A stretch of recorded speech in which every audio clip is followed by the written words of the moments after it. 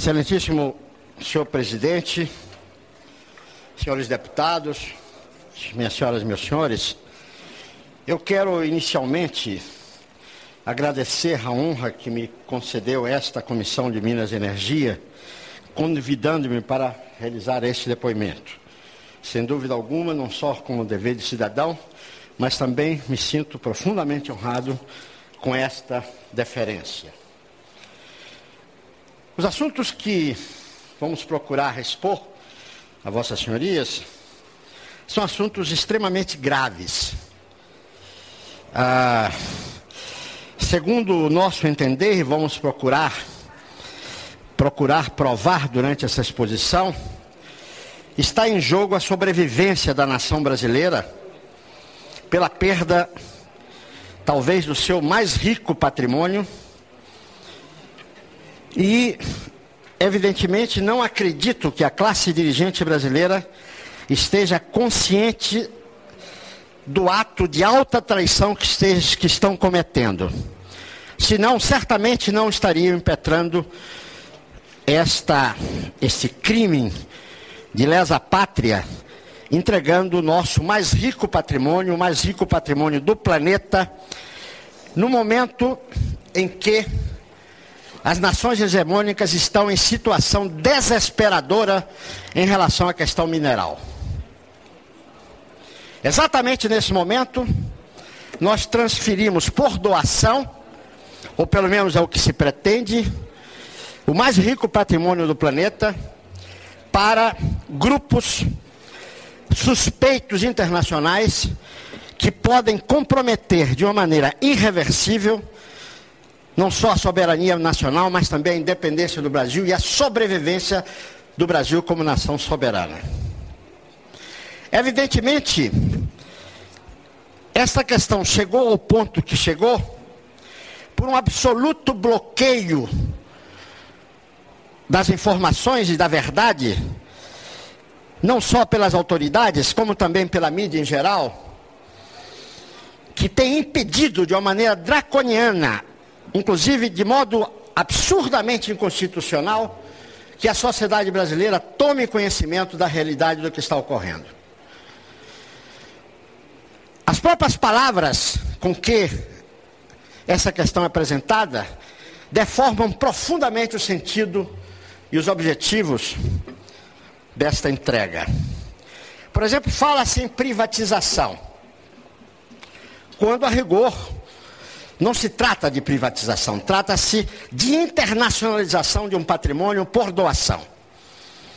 Fala-se de desestatização, quando não se trata de desestatização, porque no processo de privatização brasileira, algumas das nossas empresas estão sendo transferidas para empresas estatais estrangeiras.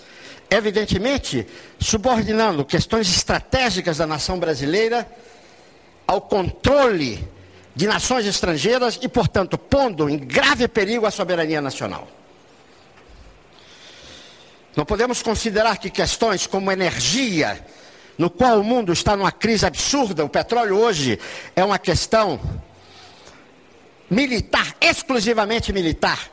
O que sobra de petróleo do mundo está na região do Oriente Médio, está sendo ocupado por tropas norte-americanas.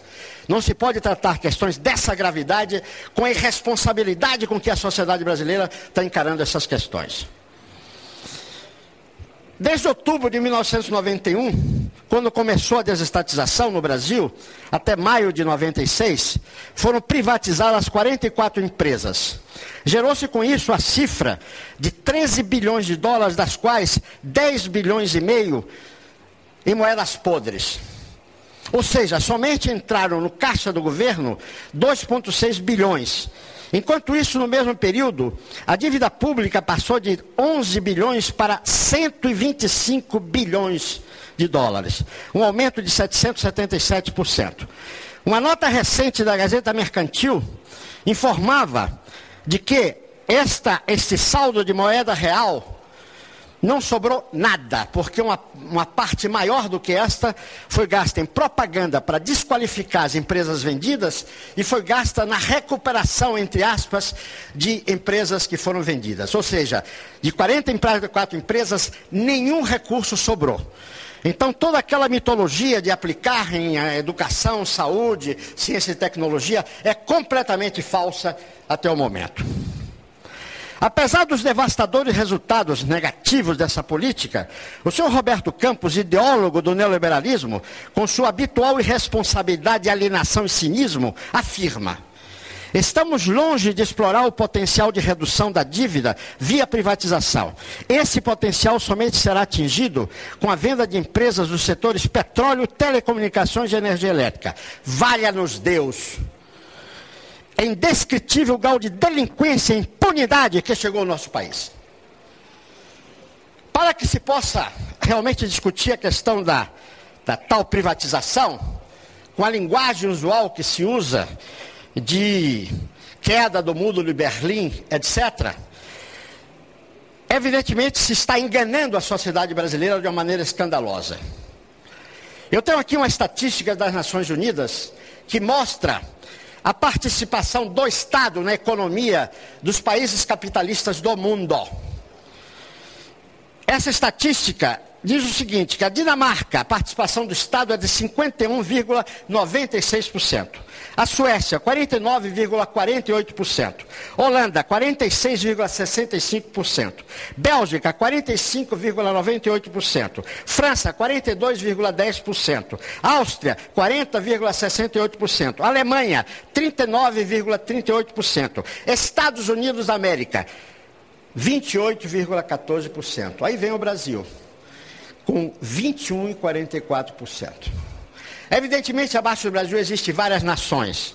Costa Rica, 19, Índia, 16, Etiópia, 16, Tailândia, 15, Uganda, 15, Peru, 10. Evidentemente, para onde nos querem levar, fica claro nessa estatística. Os Estados Unidos têm uma parcela ponderável da sua economia controlada pelo Estado. Basta dizer que a maior empresa geradora de energia elétrica do mundo, a Tennessee Valley Authority, é uma empresa estatal. Seria um absoluto ato de loucura alguém propor a privatização da Tennessee Valley Authority.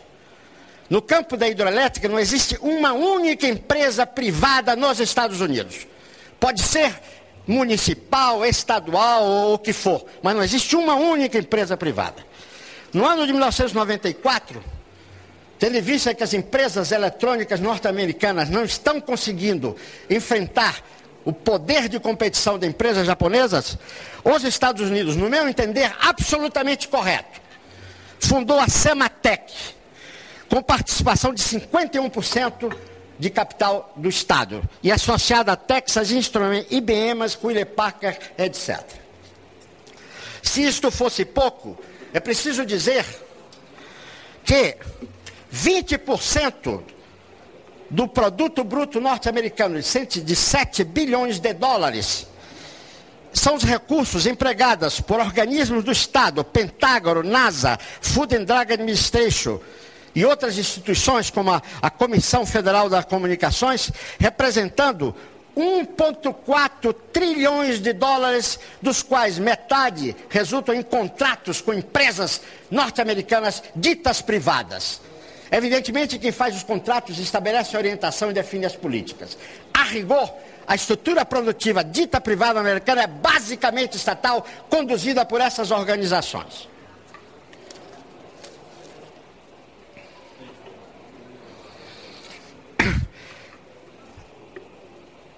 Estudos, e não são poucos, demonstram que o capitalismo, durante todo esse século, teve o seu apogeu, a sua pujança, a sua força, através das famosas corporações transnacionais vinculadas a esses países hegemônicos e com o suporte do Estado que eu acabo de dizer no caso dos Estados Unidos. Não precisa dizer no caso do Japão, que ninguém consegue saber o que é privado, o que é estatal no Japão. O Japão é SA, é uma SA. Quando se visita o poderosíssimo MIT do Estado japonês e depois se visita o Keidarem, a organização da Confederação das Indústrias, são exatamente os mesmos. Ninguém consegue, seria ridículo alguém propor privatizar ou estatizar alguma coisa no Japão. Os interesses do Japão estão acima disso e esse tipo de cogitação não está em jogo. Essas corporações que fundamentaram o capitalismo nesse século e deram a pujança que ele teve, também a sua decadência, nas nações hegemônicas representam hoje 40 mil corporações. Exatamente aqui está a estrutura de poder que nações como o Brasil terá que enfrentar. O Brasil conseguiu, através de uma imensa competência e um plano estratégico, quer dizer, muito seguro, ter da ordem de 6 corporações para enfrentar essas 40 mil. E a existência da economia brasileira deve-se fundamentalmente a essas 6 empresas, resultado de uma política de grande competência da época da década dos 30, dos 40, e que nos levaram a chegar a ser a 8ª economia no mundo em condições extremamente adversas.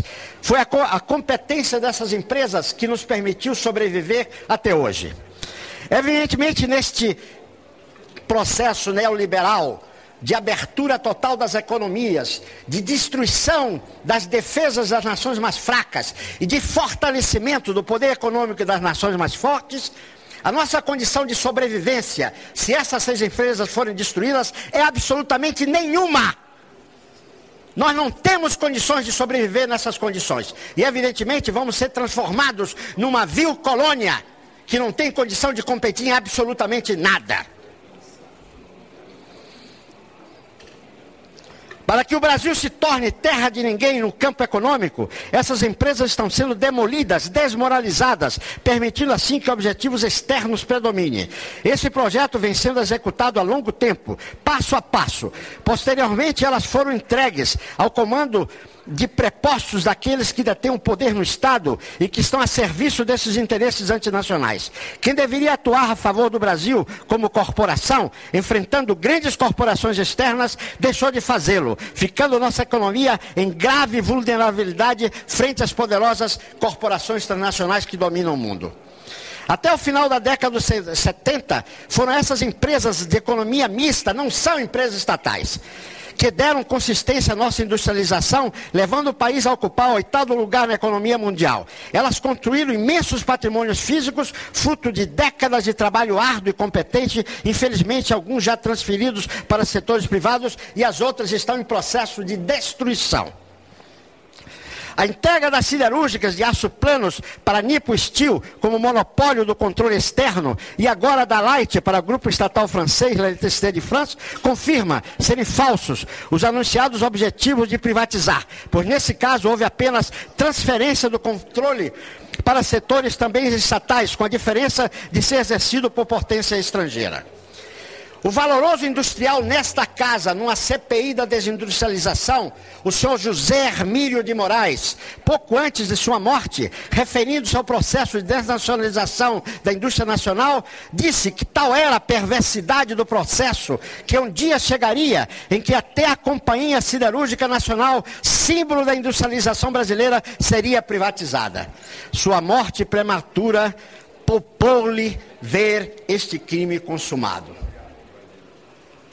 Quero dizer que a CSN foi vendida por um valor real de 28 milhões de dólares.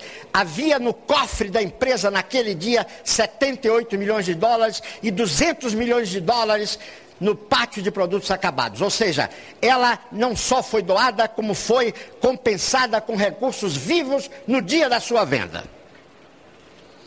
Se queremos fazer uma avaliação mais correta da realidade do mundo, vamos ler aqui o famoso relatório do Senado norte-americano sobre o processo de desnacionalização das empresas nacionais, que é elaborado por uma equipe que assessorava o senador Frank Churchill. Diz o relatório de Frank Churchill do Senado americano: os países menos desenvolvidos são mais vulneráveis à conduta das corporações transnacionais. Os países desenvolvidos têm suas próprias corporações transnacionais que podem prevenir e avaliar os déficits do balanço de pagamento atribuídos a uma substancial presença estrangeira. Finalmente, possuindo instrumentos institucionais reguladores, entanto, do ponto de vista político como legal, esses países conseguem reduzir os possíveis efeitos desestabilizadores provocados pela conduta das corporações transnacionais. Apesar dessas diferenças, essas corporações ocasionam também muitos danos para os países ditos desenvolvidos. Continua o relatório do Senado norte-americano. A desnacionalização industrial progressiva tende a minar a soberania dos países. Soberania econômica não significa autarquia ou isolamento em matéria de investimentos, de produção, desenvolvimento tecnológico e mercado internacional. Embora os governos costumem valorizar a interdependência do mundo econômico, o que é relevante, entretanto, é a autoconfiança e autodirecionamento da capacidade industrial como resposta às necessidades e prioridades dos países. Soberania econômica significa, portanto, o controle nacional das decisões básicas que afetam a economia na ausência de um quadro institucional poderoso para explicitamente controlar o poder das corporações transnacionais. O enfraquecimento das empresas privadas locais independentes devido ao aumento da presença dessas corporações estrangeiras ameaça a soberania econômica dos países. Este é um documento do Senado americano, volto a repetir. Onde essas corporações têm penetrado e ampliado o seu controle sobre a maior parte da produção, o poder de decisão que afeta a conduta das firmas fica transferido ao capital, do capital nacional para o capital estrangeiro. A liderança dos negócios e da indústria como um todo passa a provir de fora, trazendo por isso a possibilidade de que as decisões-chave sejam mais relacionadas com a dinâmica mundial de operação dessas corporações do que as necessidades e os interesses da sociedade dos mercados locais. Os países em desenvolvimento, nos países em desenvolvimento, o exercício do poder econômico dessas corporações transnacionais tem sido suplementado pelo exercício de poderes não econômicos. A possibilidade de que o poder das corporações transnacionais possa ser usado como uma extensão da política externa dos Estados Unidos é certamente um temor de todos aqueles que se preocupam com o processo de desnacionalização. Volto a repetir, esse é um documento do Senado dos Estados Unidos. É lamentável, meus senhores, que dirigentes brasileiros que não procurem relacionar-se nas metrópoles hegemônicas com interlocutores válidos. Eles existem e nos respeitam. Como é o exemplo do senador Frank Churchill. Porém, o servilismo e as recompensas espúrias, inviáveis nesse caso do senador Churchill, não permite. Nos anos 60 existia consciência sobre as cruciais questões da soberania nos próprios centros de poder hegemônico. Na atualidade, o neoliberalismo está transformando dirigentes brasileiros de outros países do terceiro mundo que têm a responsabilidade precípua da defesa do que é nosso, estão transformando-os em idiotas ou em moços de recado.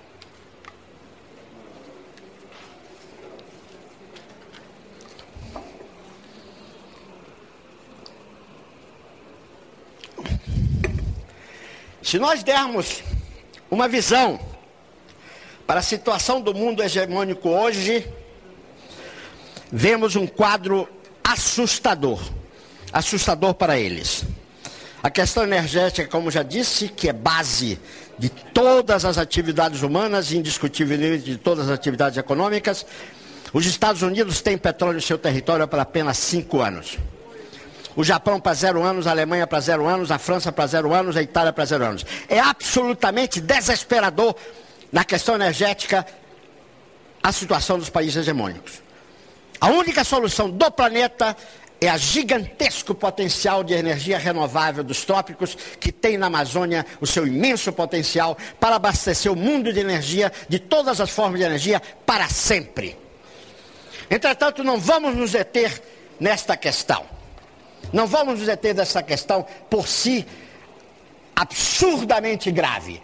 Os senhores sabem muito bem que a região amazônica está sendo ocupada, inicialmente ecologicamente, já cercada militarmente, por mapa que foi duplicado no Washington Post, quer dizer, no ano passado. A dependência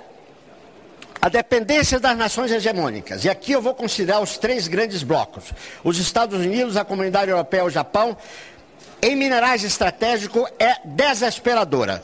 Evidentemente não vou me ocupar a ler toda essa tabela, porque levaria muito tempo e o presidente iria me cortar a palavra antes de eu terminar o meu raciocínio. Mas eu vou citar alguns exemplos. A dependência dos Estados Unidos em nióbio, 100%. Da União Europeia, 100%. Do Japão, 100%. De manganês, Estados Unidos, 98%. Dependência. Comunidade Europeia, 83%. Japão, 100%. Cobalto, Estados Unidos, 97%. Comunidade Europeia, 100%. Japão, 100%. Alumínio, Estados Unidos, 91%. Comunidade Europeia, 97%. Japão, 100%. Cromo, Estados Unidos, 91%. Comunidade Europeia, 97%. Japão, 99%. Tântalo, Estados Unidos, 91%. Comunidade Europeia, 100%. Japão, 100%. Platina, Estados Unidos, 91%. Comunidade Europeia, 100%. Japão, 98%. Eu não cheguei à metade ainda. A situação das nações germânicas é absolutamente desesperadora. Não se constrói sociedades contemporâneas sem ter os recursos naturais indispensáveis. É absolutamente desesperadora. Nações em absoluta decadência por falta de possibilidade de controlar as matérias-primas cruciais para suas apoteóticas civilizações aparentemente. Se isto fosse pouco, o consumo nessas sociedades é estarrecedor. Com essas carências absurdas, inviáveis de nenhuma nação sobreviver, o consumo dos Estados Unidos, que tem apenas 7% da população mundial, é a seguinte: zinco, 45 vezes mais do que todos os países do mundo. Alumínio, 52 vezes mais do que todos os países do mundo. Ferro, 64 vezes mais do que todos os países do mundo. Cobre, 102 vezes mais do que todos os países do mundo. Chumbo, 170 vezes mais do que todos os países do mundo. São os loucos! São os loucos! Isto me foi dito por grandes figuras dos Estados Unidos, como o presidente da Tennessee Valley Authority, o presidente da Institute of Gas Technology em Chicago. E os Estados Unidos está caminhando para a ruína total pela irresponsabilidade do seu modelo econômico. Evidentemente, esses fatos são mais do que conhecidos pelas estruturas inteligentes e de segurança desses países. Como reflexo dessa situação, vejamos uma frase dita por Henry Kissinger, representante legítimo da Trilateral, em 1979. Disse Henry Kissinger: os países industrializados não poderão viver da maneira como existiram até hoje, se não tiverem à sua disposição os recursos não renováveis do planeta. É claro que eles não têm. O panorama é este aqui. Para isso, os países industrializados terão que montar sistemas mais requintados e eficientes de pressões e constrangimentos que garantam a consecução dos seus objetivos. Alguém tem dúvida? Qual é o projeto da nação que encontra nessa situação desesperadora?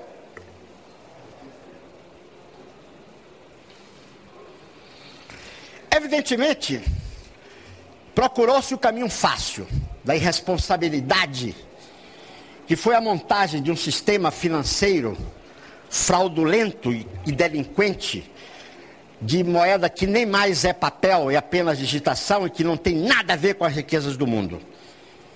E que evidentemente sobrepõe-se às riquezas naturais, impõe sua regra do jogo e transforma os governos em verdadeiros títeres por causa dessa armadilha de uma ditadura financeira do dinheiro delinquente e falso.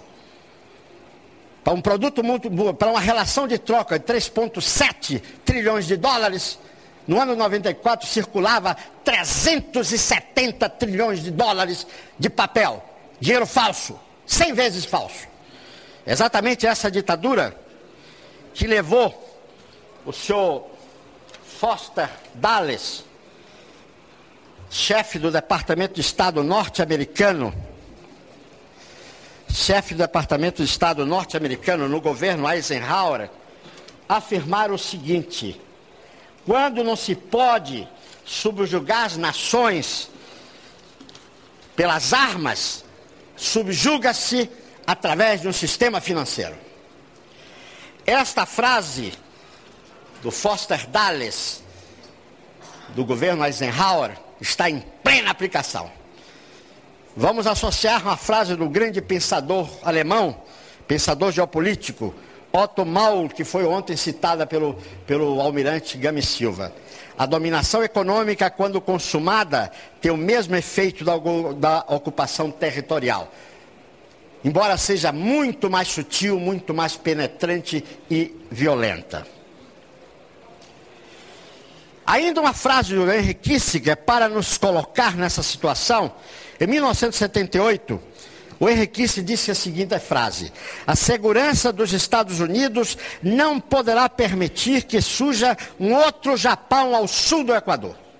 Essa frase foi pronunciada numa conferência no Colorado, em 1979, e este ao sul do Equador é precisamente o Brasil.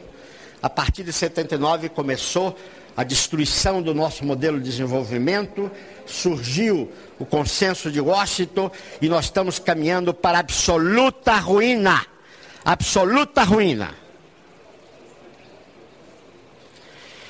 Evidentemente, quanto aos recursos minerais, até agora usava-se a política de absoluta desvalorização dos recursos minerais estratégicos. Por exemplo, o Brasil dispõe 100% do quartzo de primeira qualidade do planeta Terra. O quartzo é a matéria-prima essencial para toda a eletrônica contemporânea. Circuitos integrados, circuitos, microcircuitos, toda a computação mundial depende do quartzo. O Brasil tem um monopólio do quartzo de primeira qualidade. Muito bem, o Brasil exporta esse quartzo em quantidade muito superior à demanda mundial, por 40 centavos de dólar o quilo. E depois compra o mesmo quartzo empacotado por $5.000 o quilo.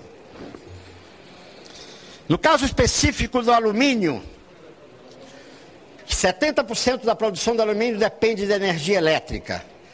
Nós tomamos 4,5 bilhões de dólares para construir Tucuruí, para vender o alumínio, que nos custa $42 o megawatt-hora, para vender por 7, 6, 10 dólares, o que nos custa $42. Para quê? Para que as nações hegemônicas tenham alumínio de graça, às custas do povo brasileiro, dando um prejuízo descomunal, inviabilizando a saúde financeira da Eletronorte. Não é necessário dizer o que foi feito com o nosso manganês a preço de banana. Ah, se fosse a preço de banana, como seria bom. Absolutamente de graça. As montanhas do Amapá e de Lafayette, em Minas Gerais, foram completamente transferidas para os Estados Unidos a troco de absolutamente nada. O Brasil detém 98 a 99% da reserva mundial de nióbio. Nióbio, metal estratégico do próximo milênio, supercondutividade, alta resistência mecânica, etc.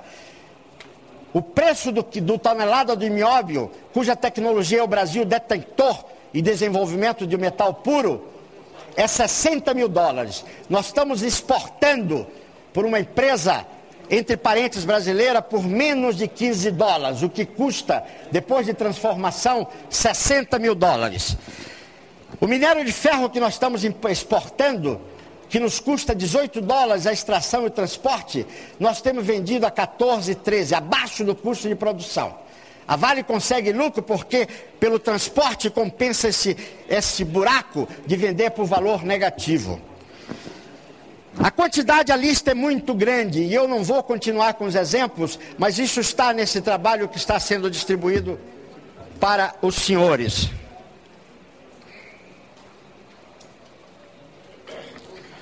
Evidentemente, essa política da sociedade brasileira pagar pelo apogeu, pela exuberância dos países ricos, vendendo seus produtos abaixo de custo de produção, embora tenha o sistema mais eficiente do mundo, não só de extração como de transporte, que é a Companhia Vale do Rio Doce, já não resolve o problema das nações hegemônicas. Eles querem não comprar muito abaixo do custo de produção. Eles querem simplesmente apoderar-se desses patrimônios de graça. Evidentemente, as circunstâncias dessas nações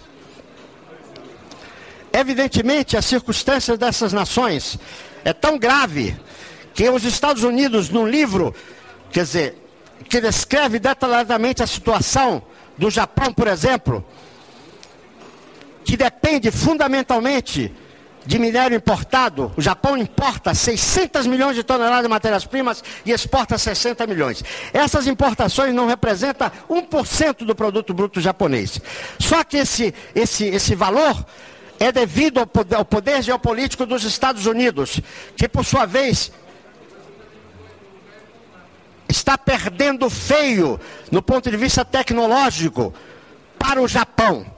Então, os Estados Unidos estão decididos a inviabilizar o acesso das matérias-primas ao Japão. Quer seja nas suas fontes de suprimento, no Brasil, na Austrália, na África do Sul, quer seja pelo transporte, bloqueando com a sua marinha. Este livro, que se titula Estados Unidos e Japão, Guerra à Vista, é um livro que nenhum brasileiro pode deixar de ler. Detalhado, circunstanciado, mostrando o perigo descomunal que esta nação, que detém as reservas minerais mais ricas do planeta, está correndo nesta guerra das matérias-primas, enquanto os idiotas chamam isso de commodity. A questão das matérias-primas é uma questão de guerra. Haja visto o que está acontecendo na África, onde exércitos mercenários, pagos por corporações mineiras, estão destruindo países como a Angola, Namíbia, Moçambique, destruindo o povo, destruindo a nação completa, para disputarem o acesso a essas matérias-primas na África. Ao trazer grupos delinquentes aqui para o Brasil, nós estamos criando as condições para que nossa nação seja destruída pela disputa desses patrimônios fabulosos que ninguém tem. Precisamos deixar de ser idiotas. Os dirigentes têm que assumir a responsabilidade de defesa incondicional até a morte desses patrimônios, que é o futuro dos nossos filhos. Com a perda desses patrimônios, nossos filhos ou serão escravos ou serão canalhas. Não há alternativa. Obrigado, presidente.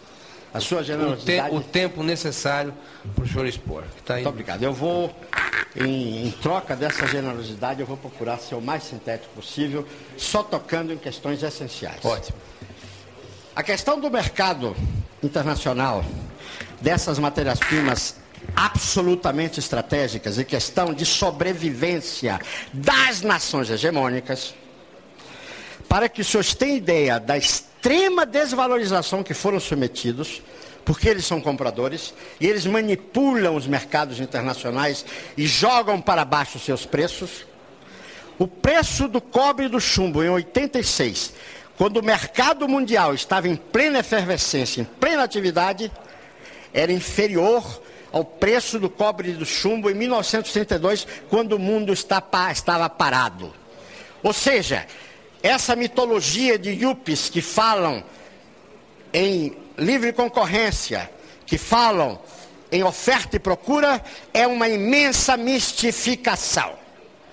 Não só em 86, os recursos disponíveis eram muito mais escassos, como a demanda era gigantesca.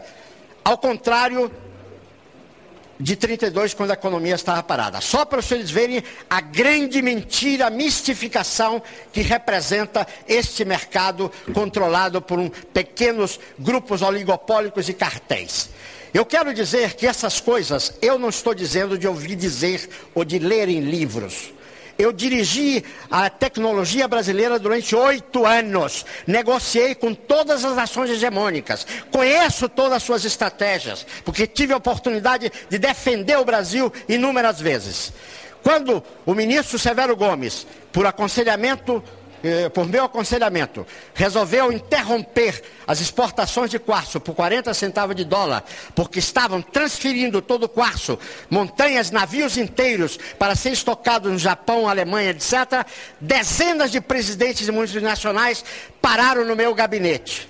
O primeiro que entrou com o dedo no meu nariz, me ofendendo. Eu o expulsei da sala.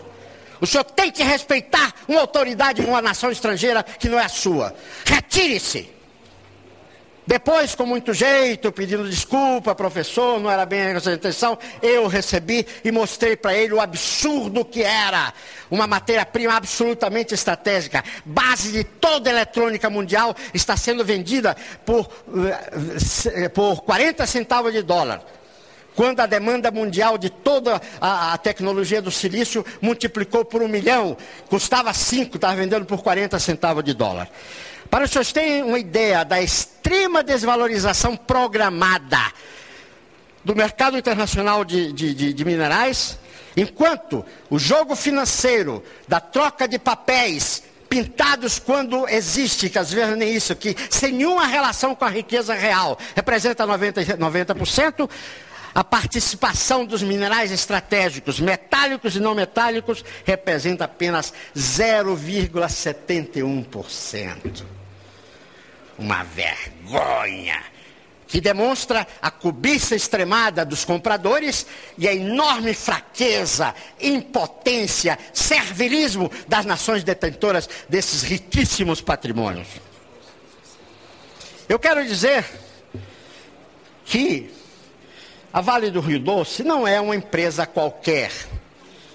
E, evidentemente, os senhores já sentiram o que é que está em jogo. O que é que está em jogo? Não é uma empresa. São os patrimônios minerais que essa empresa é guardiã, fazendo valer aquela ficção constitucional que o subsolo é de propriedade da União. É propriedade não, coisa nenhuma. Só no caso da Vale. Na hora que se faz a concessão, por tempo indeterminado, o Código de Minas brasileiro é um código colonial. Nenhuma nação não colonial no mundo aceita essas condições. Tudo é por prazo determinado. A Austrália, o Canadá, qualquer nação que se respeita. Aqui é por tal, não há um só caso que uma mina que foi doada por esses grupos nacionais tenha revertido. Então, inclusive, há posicionamentos jurídicos que dizem que isto é propriedade eterna dessas organizações. Agora vejam qual é o resultado desta política, dessa legislação colonial do Código de Minas, quer dizer, e essa mistificação, esta ficção constitucional. Apenas 29% das reservas minerais brasileiras descobertas estão na mão de brasileiros, exatamente da Vale do Rio Doce. 32% está na mão da Anglo-América.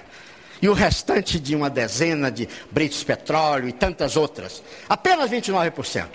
Então, a questão da Vale não se refere somente à sua alta competência, à sua alta lucratividade, a seu papel estratégico no futuro do Brasil e do mundo também. Representa o guardião de nossos patrimônios. Fazer valer essa ficção constitucional de que o subsolo é propriedade da União. Só nesse caso é propriedade da União. Em relação ao que já foi descoberto, e em relação às gigantescas evidências de reservas ainda não descobertas. Há indícios, por exemplo, de que na Amazônia existem 5 províncias minerais maiores do que a Carajás, que já é a maior província metalogenética do planeta Terra. E graças a Deus essa província está na mão de uma estrutura que permite continuar de ser brasileiros. A participação da Vale no minério de ferro é também uma condição sine qua non de restar algum minério de ferro. As maiores minas de minério de ferro do mundo estão no Brasil. E apenas a parte da Vale, que é 20 e poucos %, está na mão de brasileiros. Na hora que a Vale for entregue, não ficará uma grama de minério de ferro na mão de brasileiros. Será transferido para poderes internacionais 100% do país que detém a maior reserva de minério de ferro. Assim como do manganês, assim como do potássio, assim como o que já foi descoberto e tudo que será descoberto.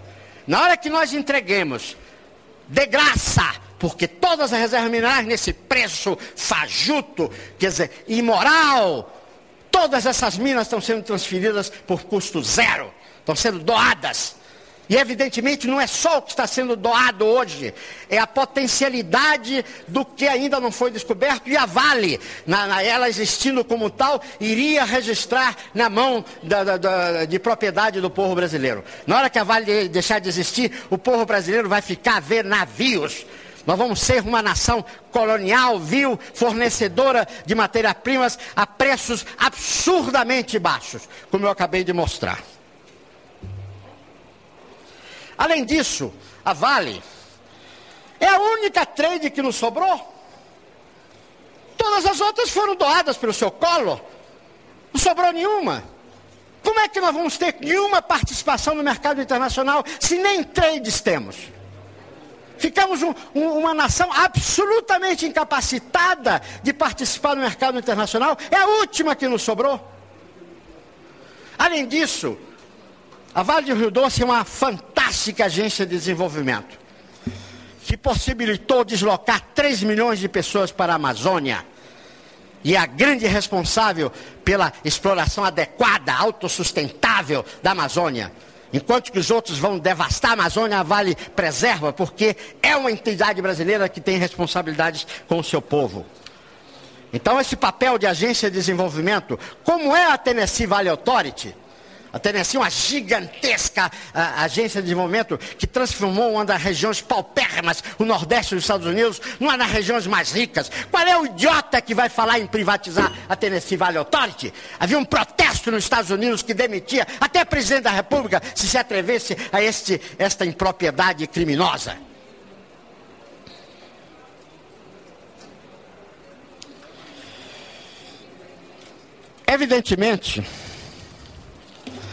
Evidentemente, a Vale também tem sido uma fonte irretorquível de investimentos.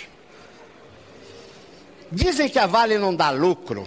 Quem falou que empresa de economia mista tem por objetivo evitar lucro? Quem levantou isso? As empresas de economia mista existem para satisfazer os seus acionistas privados, sim, por que não?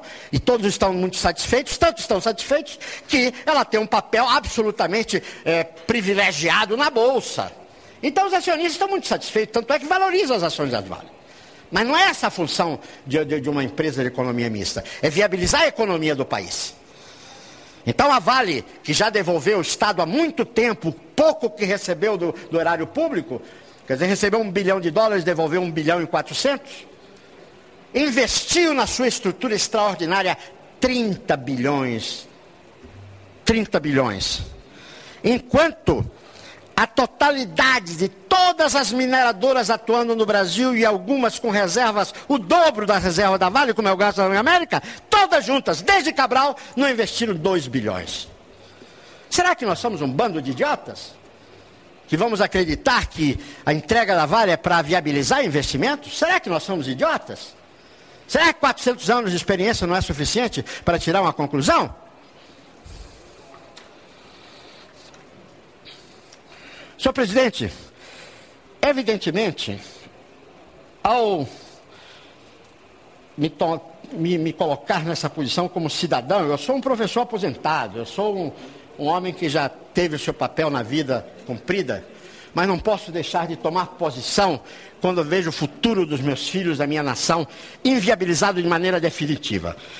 Eu pretendo trazer uma proposta para esta casa, o respeito que ela merece, e por que não, para esses dirigentes que não estão sabendo gerir o que lhe foi entregue, cometendo crimes inomináveis contra o povo brasileiro.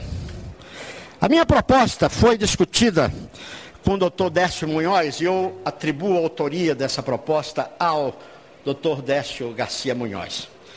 A questão é o seguinte, isto eu tentei dizer na entrevista, esta proposta que tivemos na manchete debatendo com o presidente, o ex-presidente do BNDES, entretanto não me deixaram falar. Foi o único momento que eu me envolvi na discussão e falaram 5 pessoas simultaneamente, porque o Carlos Chagas tentava por ordem. Então ninguém se entendeu nesse momento. A questão é o seguinte, está sendo proposta a passagem do controle da Vale por 3 bilhões de dólares. Que os 10 bilhões é para inglês ver, os 3 bilhões é que dá o controle. A Vale teria condições hoje, com uma mera decisão da Assembleia Geral, e o governo tem poder, porque tem maioria na Assembleia Geral, de propor isto, de alterar a estrutura das ações ordinárias para as ações preferenciais. Como os senhores sabem, o governo tem o controle das ações ordinárias, que são as que têm direito a voto. E, portanto, ele tem o controle da empresa.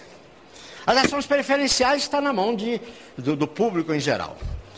A estrutura da Vale hoje é 70% mais ou menos de ações ordinárias e 30% de ações preferenciais.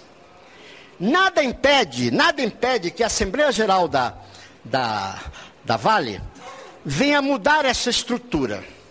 Passar 30% de ações ordinárias e 70% de ações preferenciais. E, portanto, um enorme espectro de ações preferenciais podendo ser vendidas, quer seja na Bolsa, quer seja em leilão, como eles queiram. E aí, o Estado, detendo 50% do que sobrou, quer dizer, das ordinárias, ele tinha o controle. Os números, os cálculos que fizemos, o doutor Décio Garcia Munhoz e eu, nos dão os seguintes números. Que, atualmente, 64% das ações da Vale são ordinárias. São 250 milhões. E 35% são preferenciais, 138 milhões. Alterando a estrutura do capital, que a Assembleia Geral pode fazer isso perfeitamente, já houve outros casos em que isso foi feito. A nossa proposta é que de 70%, de 64% de ações ordinárias, passasse apenas a ser 30% de ações ordinárias. O que daria 115 milhões de ações em vez de 250. Ou seja, o governo detendo mais de 50% dessas 115 milhões, por exemplo, 60 milhões, mantém o controle. Com isso, se transferiria para a venda em geral, para como quiser, para atrair capital estrangeiro, o que quer que fosse, 130 milhões de ações ordinárias que passariam para preferenciais. Ao preço de bolsa, daria 4 bilhões de dólares. E mais, 15 milhões das preferenciais que estão disponíveis, daria mais $500 milhão. Ou seja, o governo poderia captar 4,5 bilhões de dólares, sem necessidade passar o controle. É uma proposta específica que eu tentei fazer no debate da Manchete e não me deixaram falar.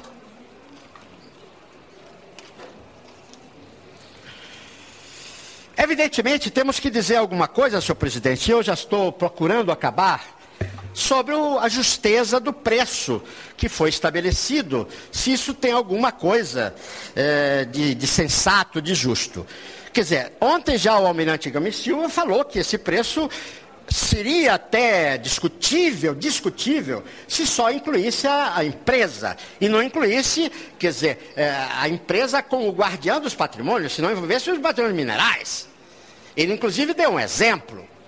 Quer dizer, a Nabisco, que é uma fábrica de biscoito, foi vendida recentemente por 28 bilhões de dólares. Como é que se entrega o controle do maior patrimônio mineral do planeta por 3 bilhões de dólares? É um crime inominável que as futuras gerações jamais perdoarão. É justo o preço de venda da Vale. Parece inadequado, desse caso, falar-se em justiça, quando se está comprometendo meios e instrumentos essenciais à sobrevivência da própria nação. Sem eles, ficam irremediavelmente perdidas, condição que dão estabilidade e segurança à vida nacional, nesta e nas futuras gerações. Estamos nos referindo a quantidades imensas de grande variedade de minerais, preciosos recursos naturais, não renováveis, localizados em nosso subsolo e fundamentais às sociedades contemporâneas. Já seria absurdo que o preço de venda da Companhia Vale do Rio Doce fosse 10,3 bilhões de dólares, se este valor se referisse exclusivamente às suas instalações físicas, que exigiram investimentos de 30 bilhões de dólares, realizados pela companhia sem nenhuma participação do Tesouro Nacional.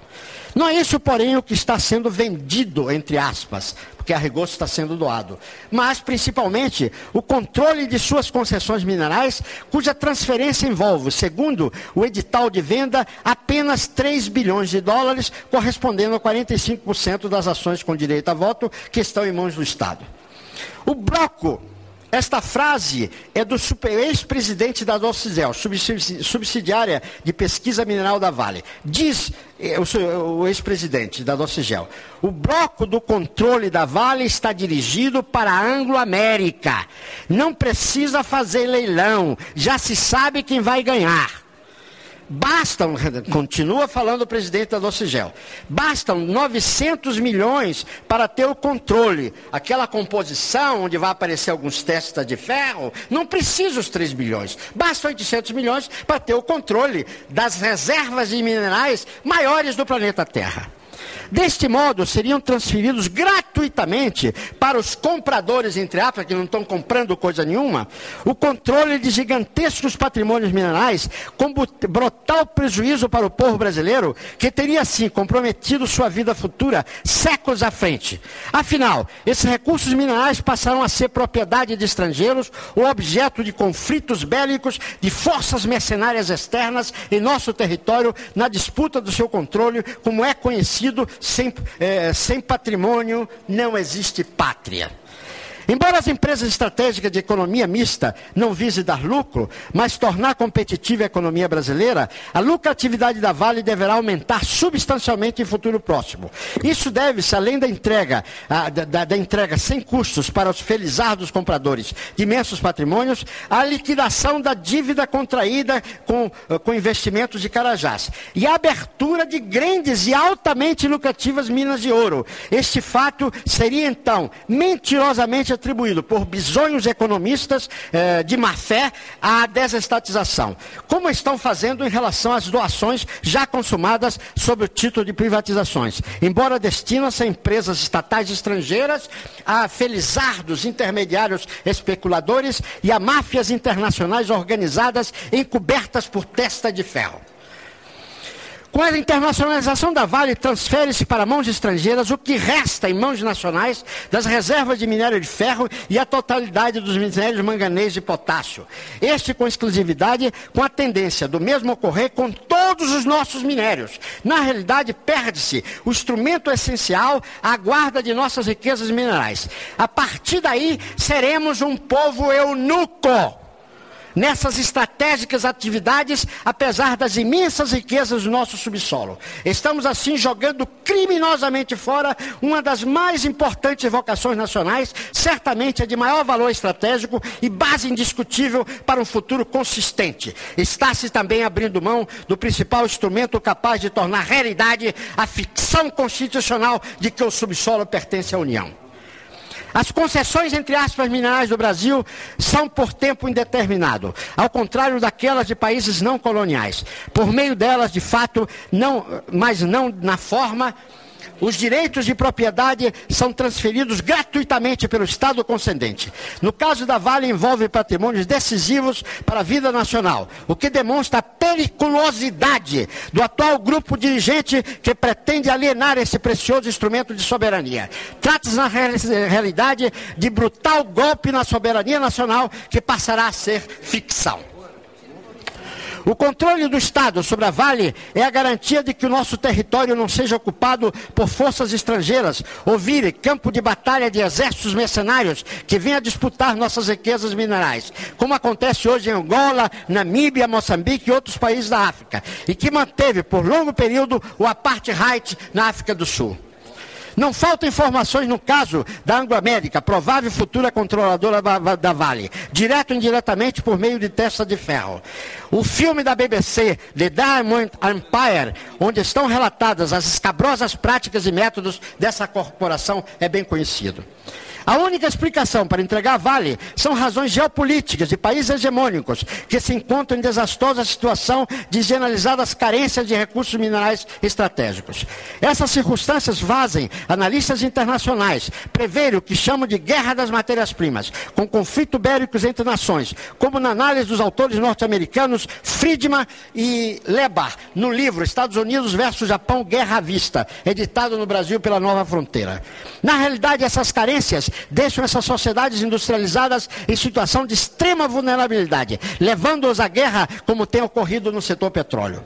Lembremos no nosso contexto a ameaça de ocupação externa da Amazônia, devido a seu imenso potencial de biomassa, de água e de minerais. Entregar a Vale é praticamente entregar a Amazônia. Quem pode garantir que o dinheiro utilizado na sua compra não tenha origem delinquente, especialmente do narcotráfico, como principal fonte de dinheiro atual, com necessidade desesperada esperada de ser lavada. Nessas circunstâncias, valessem conceitos como de livre mercado, lei da oferta e procura e até a da valorização comparativa dos fatores de produção com os quais somos enganados, países como o Brasil, com imensos recursos minerais estratégicos, poderiam iniciar uma nova era de relações econômicas com as potências industriais. Então, esses recursos, ao contrário dos preços vivos atuais, seriam valorizados diretamente ou pela transformação em produtos acabados e intermediários, como seria possível ser feito no nosso atual estágio de industrialização. Não é isso, porém, o que está sendo ocorrendo. A entrega da Vale, consequentemente, de parte ponderável, da parte mais nobre do nosso território, reflete o espírito e a letra do espúrio e devastador consenso de Washington.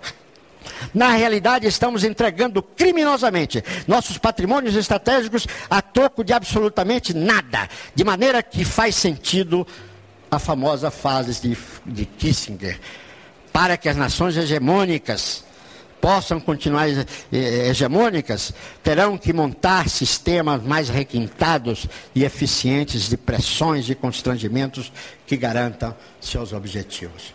Eu não queria terminar esta minha exposição sem fazer uma denúncia. Uma denúncia, eu fiz uma proposta, mas também vou fazer uma denúncia. No dia 6 de março, por decreto, foi transferido, 6 de março último, foi transferido para a Vale do Rio Doce, às vésperas de ser entregue a um grupo estrangeiro, 411 mil hectares de terras ao lado de Carajás, gratuitamente. Muito obrigado. Muito obrigado, deputado. Talvez fazendo alguns pequenos comentários. Evidentemente, esta questão da Vale e da privatização não são fatos isolados. Há um contexto bem mais amplo. E eu, como disse, não estou falando essas coisas de ouvir dizer ou de ter lido, mas de ter participado durante longo período no centro do poder dessas questões. Eu quero dizer que eu já escrevi 4 livros, cerca de 1.300 páginas sobre essas questões. Eu não sou um amador. E as oportunidades que têm surgido em vários fóruns, inclusive a própria Escola Superior de Guerra, para debater com esses senhores que estão destruindo o Brasil, essas questões, eles sistematicamente se recusam a participar. Quer dizer, há alguma razão muito séria para eles recusarem discutirem as questões nacionais.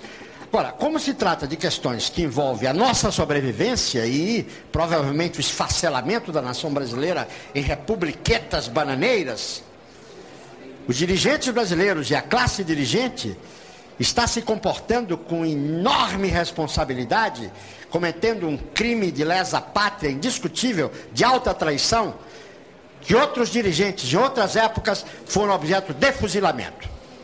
Eu não desejo isso porque eu tenho minhas convicções de ser contra assassinar ninguém, mas se a história fosse repetida, esses casos deveriam ser considerados neste contexto por muito menos. Quero dizer também que essa história da abertura, etc., é uma grande farsa. Jamais houve um período tão protecionista no mundo hegemônico como o período Reagan-Thatcher. As medidas de proteção que esses países adotaram foram gigantescas.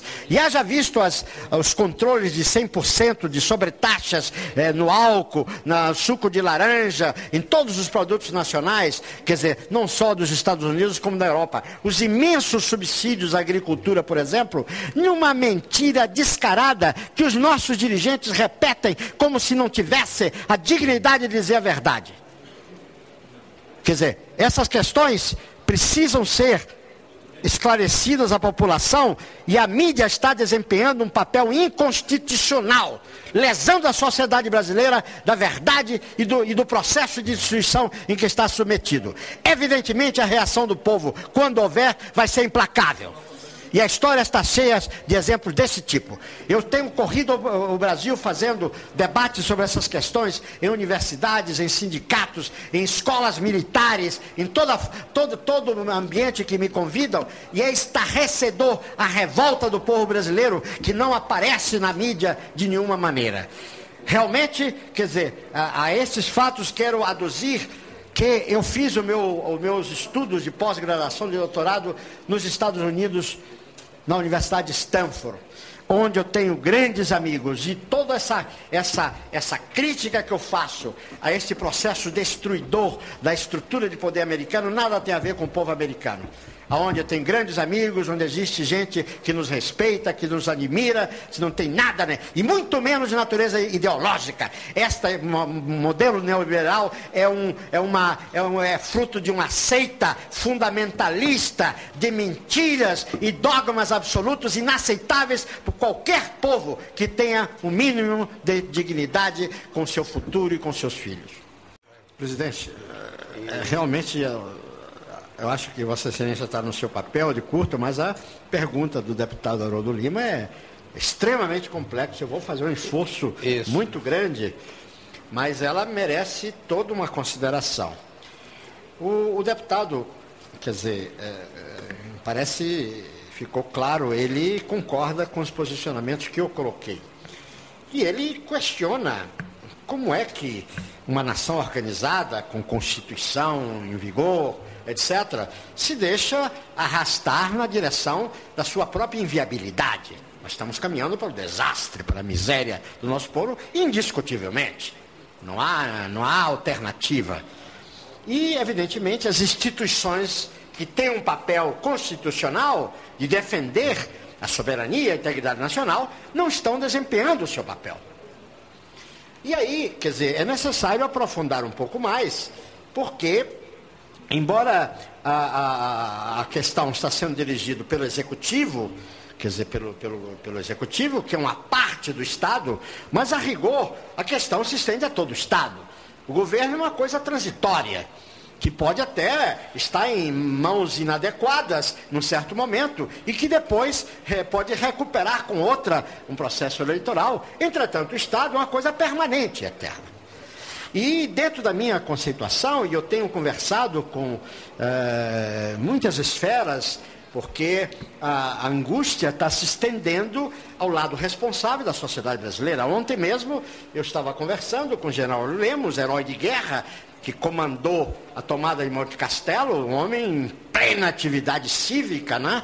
Quer dizer, disposto a dar sua vida, como ele declarou numa cerimônia pública, quer dizer, um homem de 80 anos disposto a dar sua vida.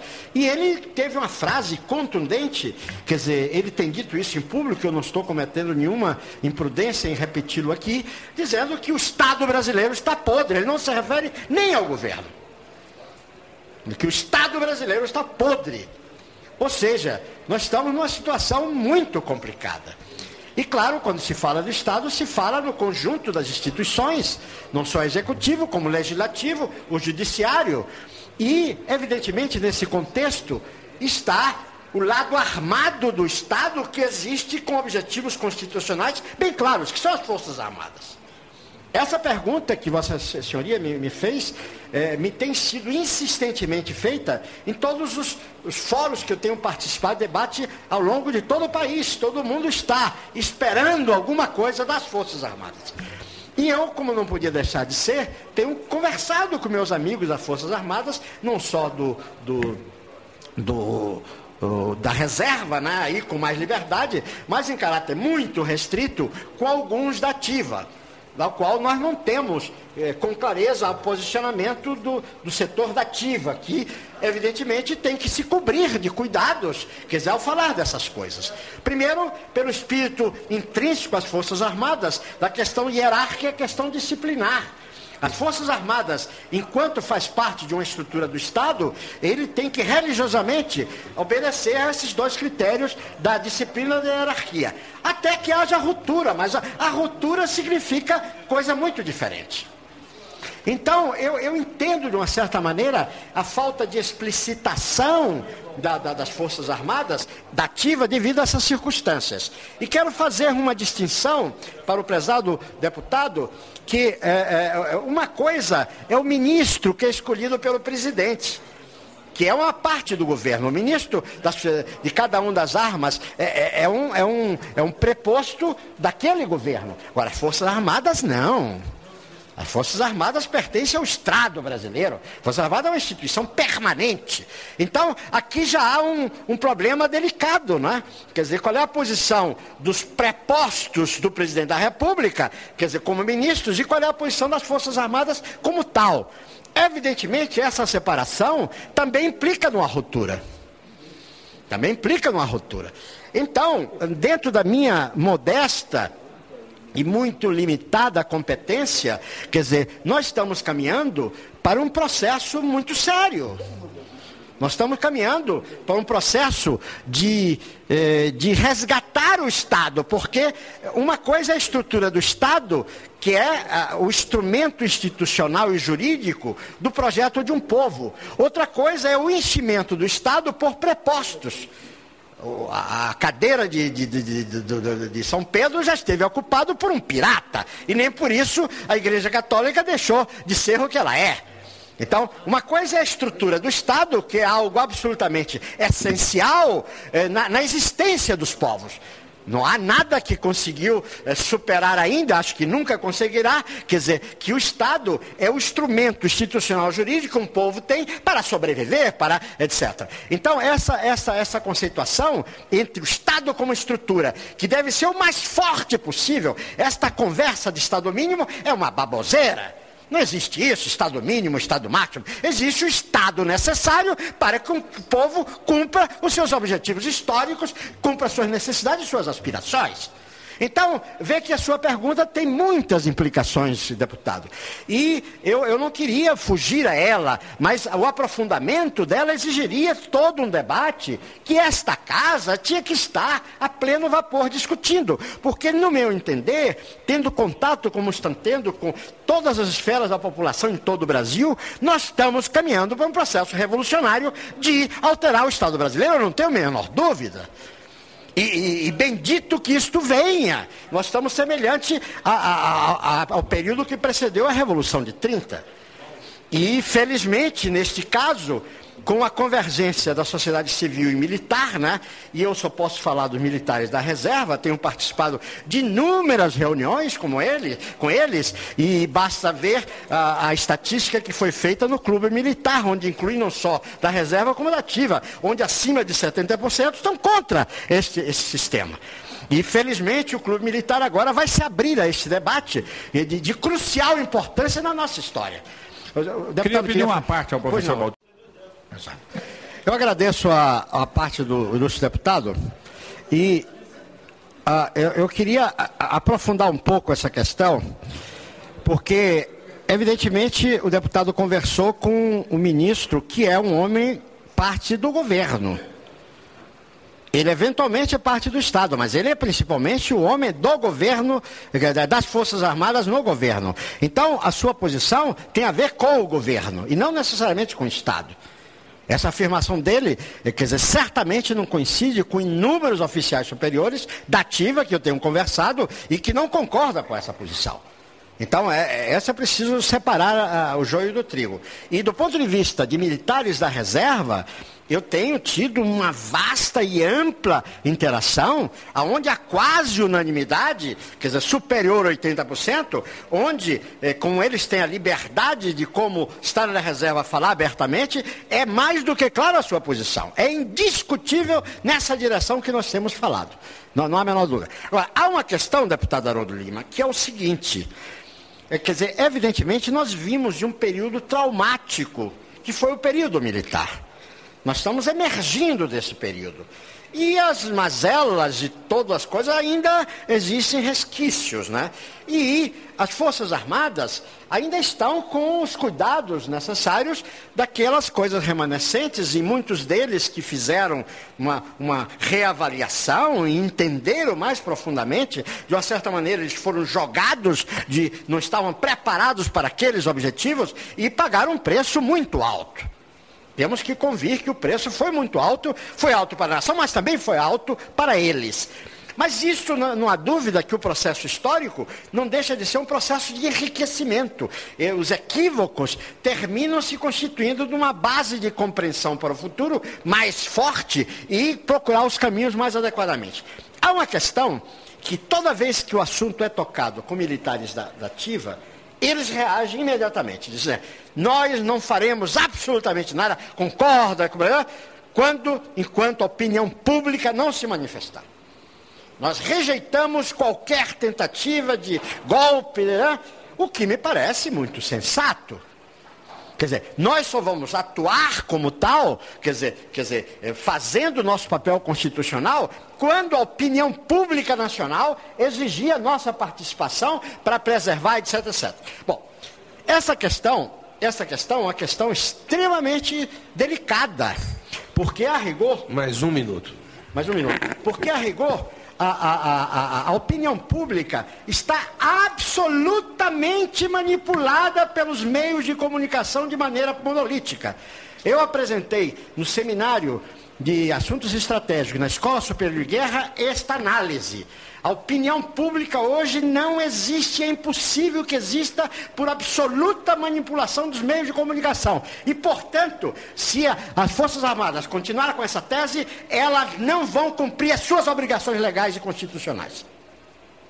Porque a tese está equivocada. Evidentemente está bem fundamentada, entretanto, nas circunstâncias atuais, está impossível de ser realizada. E como a opinião pública é a base do poder nacional, evidentemente o poder nacional legítimo tem que se fundamentar numa opinião pública. Essa opinião pública foi minada, inviabilizada, e o povo brasileiro hoje está à deriva e é impossível se formar por esse caminho, quer dizer, configurar o poder nacional da defesa das nossas coisas mais sagradas. Então, esta é uma questão que eu gostaria que fosse discutida e que as Forças Armadas reconsiderassem a sua posição à luz dessa realidade inexorável, que é o domínio monolítico, implacável, desonesto, inconstitucional, delinquente dos meios de comunicação. Muito bem.